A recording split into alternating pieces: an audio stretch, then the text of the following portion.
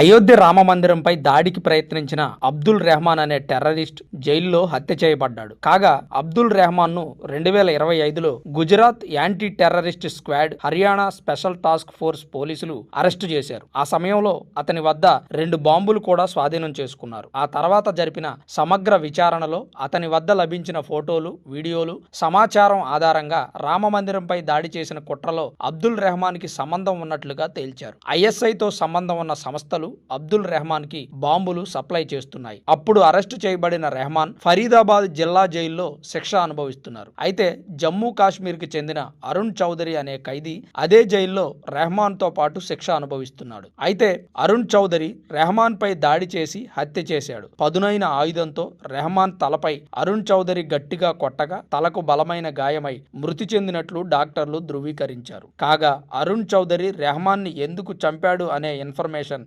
ఇంతవరకు తెలియలేదు.